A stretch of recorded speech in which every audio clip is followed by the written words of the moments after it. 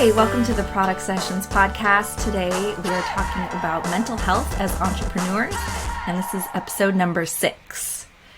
So, for some reason, I am very passionate and also comfortable talking about mental health. I could talk about it for days and days. I personally have struggled with my own mental health, with depression and anxiety, but I am weirdly not embarrassed to talk about it. And I feel almost as if I am called to, or it's like part of my purpose in life, to talk about mental health and help other people feel more comfortable talking about their own mental health. I'm passionate about the importance of self-analyzing our thoughts and actions to get into like the deeper meanings and heal the root causes of our issues. So let's talk about mental health, guys. Are you excited? So I think there's some kind of link between creativity and mental illness. I think as creatives, sometimes we are able to see options or combinations or opportunities that other people may not see. And so it's kind of hard for us to narrow down the way that non-creatives see the world. I came across this article, and in the Business Insider, it says that depression is an epidemic in the startup community. And according to this article, only 7% of the general population suffer from depression, but up to 30% of founders of startups deal with depression. I could not believe the correlation. There's got to be some link there that we don't fully understand. But being an entrepreneur and someone that has struggled with my own mental health, I definitely can see that this is true.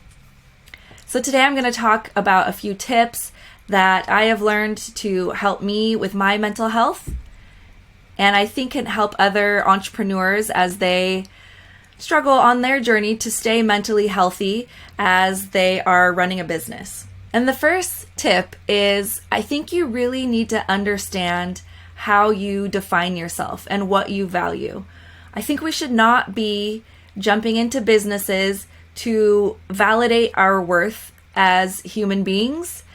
And I am guilty of this, and I think many of us are. We think that maybe we're not worthy, or that we haven't accomplished enough in this life.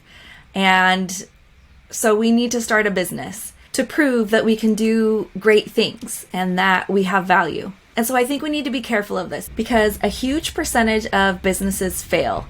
According to Investopedia, 20% of new businesses fail during the first 2 years of being open, 45 during the first 5 years, and 65 during the first 10 years. And we don't want to have our value tied up in whether or not this business is going to fail or succeed, because that has no reflection of whether or not you're a good person or you're a valuable person or you're worth knowing.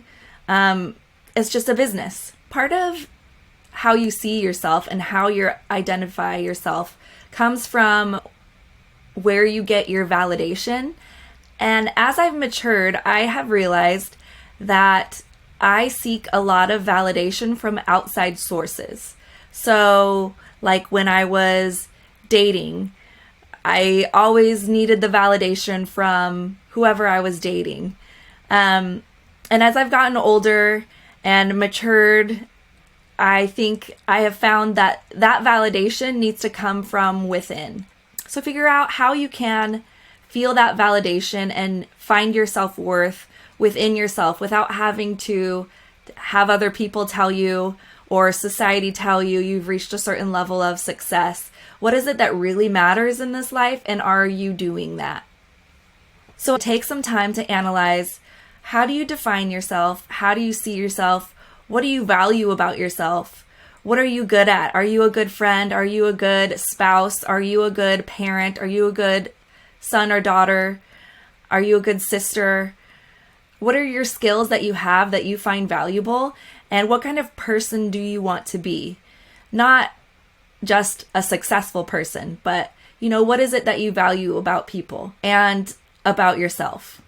Another part of why I think mental health affects entrepreneurials is because there are a lot of financial stressors when you start a business, and it's risky. And not having financial stability is very stressful. I think a great tip is when you're starting a business, what do they say? Don't bet the farm. Don't put your whole life savings and all of your finances into the business and your financial success based on whether the business succeeds or not. I think it's a good idea to start your startup when you have another job or another source of income or a backup plan if things don't work, so that all your eggs aren't in this one basket financially. Especially if you are married, it's important to be clear and communicate often about your financial status with your spouse, so that you're not feeling that extra pressure or like a sense of secrecy surrounding your finances, just to kind of relieve that pressure. Tip number 3 is to know that setbacks are expected and they're going to happen. There are going to be a lot of pitfalls on your path. There have been a few times in the course of owning Bodiment that I'm like, I should probably just close up shop.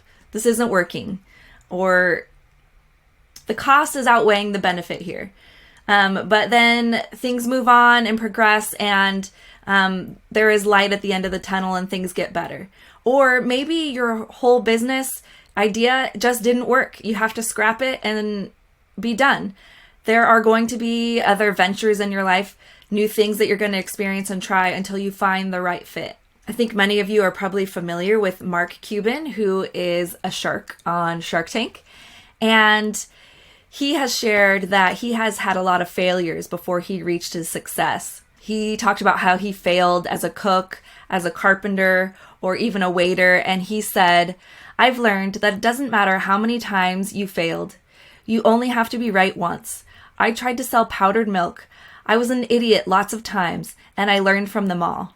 Of course, it's easy to say once you've made that successful venture that, oh, I failed, no big deal. But it can be really hard when you're going through that failure to have a good, healthy perspective on your value as a human being and your self-worth and how you define yourself. One thing I like to think of is we've probably all had some sort of really hard experience in our life, say like in junior high or high school, something that felt really hard, like maybe a breakup or a loss.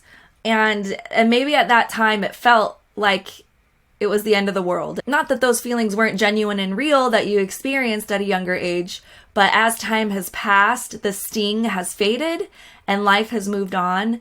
So if you do face one of those setbacks, it's healthy to remember that with distance from this time, that, the skies get a little bluer, and that what seemed to be the end of the world was really just a speed bump. Number 4, and something I love to always tell everyone, is how awesome therapy is. I think everyone needs therapy at some point in their lives. And I don't think there needs to be a stigma attached to it, like you failed somehow if you need to go to therapy. It's just a part of life. Like, to be healthy and fit, we need to move our bodies. To be mentally healthy, we need to go to therapy and talk about our problems in order to understand ourselves better and learn techniques to be mentally healthy and optimistic. I kind of compare going to therapy like going to a physical therapist. I've got some neck issues because I sit at a desk all the time. I've got like forward head posture, and sometimes I'll go to physical therapy and my physical therapist will teach me the exercises I need to do and the way I need to sit and the things I need to practice to be physically healthy and to not have that pain. And it's not like you can go to the physical therapist one time or do those exercises one time and then you're cured. It's something that you need to do habitually. And I think the same thing about therapy. You need to go several times and learn the techniques and then apply those to your lives. And then after you've done that for a while, maybe you need a refresher. You'll go back to therapy and get some more tips or a refresher on the things that you forgot to help you in the future. It can be really hard to find a good fit for a therapist. I know that I have had some that I'm like, I am not getting anything out of this. I remember one time I was depressed and I went to the therapist and she was like, have you tried knitting? Or like something about, do you have hobbies that you like? And while that is probably good advice, honestly, at the time I was like, you don't get it. Sometimes your therapist doesn't get it and you have to kind of shop around until you find someone that's a good fit. I actually found someone that was great on BetterHelp. I got matched with someone that really got me and specializes in my type of struggles. So don't give up after one or two therapists and think that you're just never going to find someone. Keep trying until you find a good match. And my fifth and final tip is to have a good community. When I look back on my life and I think of the times that I have been the happiest, they have been the times when I have been a part of a strong community. One of those times was in college when, I had a bunch of roommates and we were all kind of in the same phase of life, having the same struggles, trying to balance school, work, and social life. And that was an example of a time that I felt like I was really a part of a community that got me and that I was a valued member of that community. So as an entrepreneur, one way to have that community is to join a group or have a coaching group. Or there was a time when I had a Marco Polo group with some entrepreneur friends and we would talk about our struggles or ask questions of each other. And I feel like those types of groups, especially with other entrepreneurs, can really help you feel like you're not alone, because being an entrepreneur can really be isolating. No one else is in your position struggling with what you're struggling with. And so it's hard to feel understood and that somebody gets you. Aside from having other entrepreneur friends, be open about talking with your friends in general about what you're going through and your struggles are, talking with your spouse and your family members about that. Just being open about your feelings and your mental health and your struggles and your wins. Having people that are interested in hearing about that. Thanks so much for listening to this episode about mental health. I absolutely love talking about mental health. I have tons of tips. Will you please let me know if you enjoy this type of content, if it's helpful for you? Thank you so much for listening, and we will see you next week.